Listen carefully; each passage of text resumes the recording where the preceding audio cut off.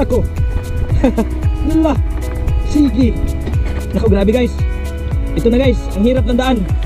Magkakamp ako guys. Andito ako sa Tuburan, probinsya ng Cebu.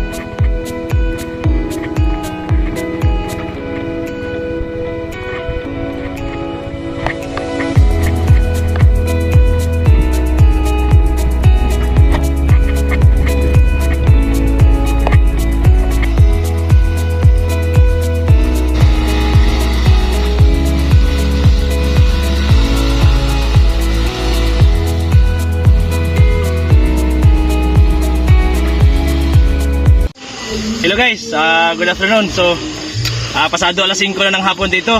Yung motor, iniwan ko na dito kasi hindi na ito kayang dalhan ng motor. Ngayon, pupunta na ako doon sa campsite. So dito ako mag-overnight. May bundok dyan, isa sa pinakamataas na bundok dito sa Tuburan. Diyan ako magpapalipas ng gabi. Pag pistuhan ko ng camp, makikita ko yung halos 360 ng buong bundok ng Tuburan. So bukas ng umaga ipapakita ko sa inyo yung buong view dahil ngayon pasado alas 5 na kumbaga hindi na makita yung view at saka madilim na rin pagdating ko doon.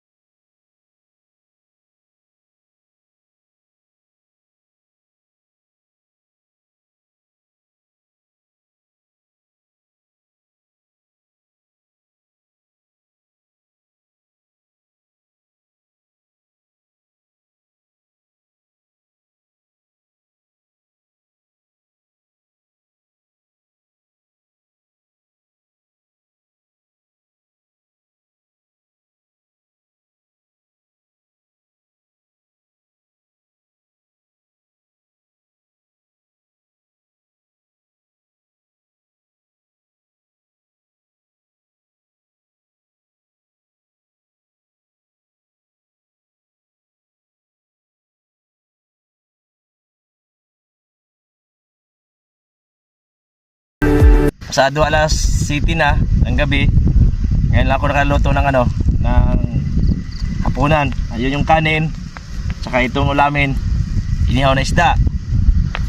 So maganda nito guys, 360 yung view. Bukas na umaga ipapakita ko yung view sa buong palibot. So sa ngayon, gahanda lang muna ako ng panghapunan. The next day. Hello guys, good morning. Umaga na. Alas 6, 15 na ng umaga. Ang plano, andun ako sa yung pinakataas na bundok dito. Kaya lang pagdating ko doon sa taas, yun nga, kapal anda mo, walang magandang pag-sit-upan ng tent. Medyo hindi patag yung area doon sa taas ng bundok. Kaya nag-desisyon ako na bumaba at nakaabot ako dito alas 7 na ng gabi.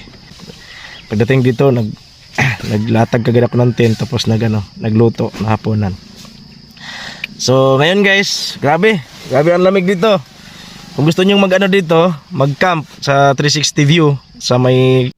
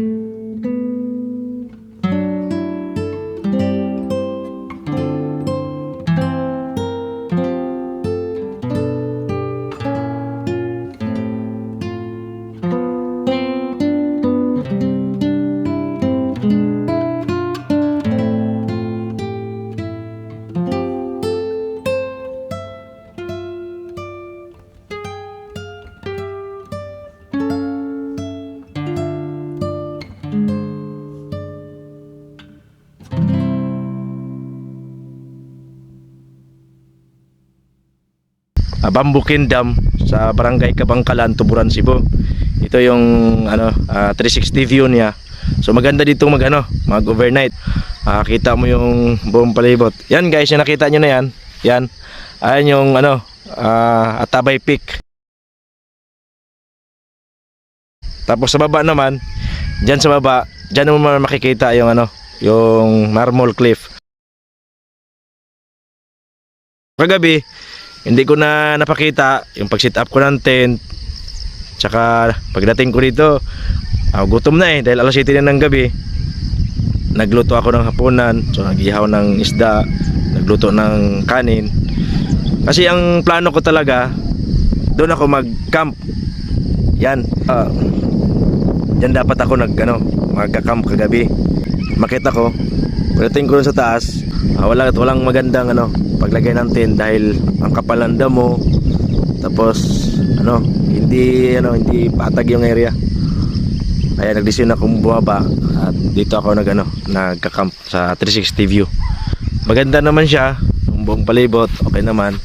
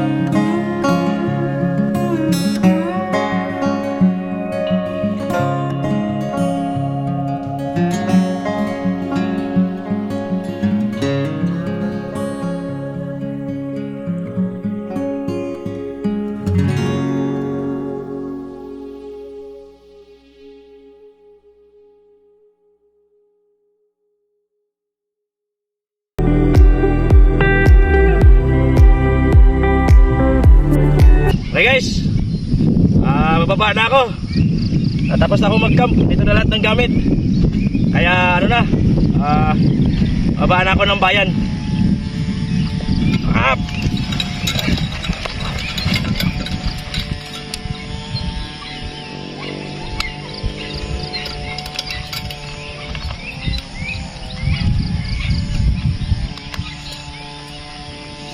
So basura ko guys.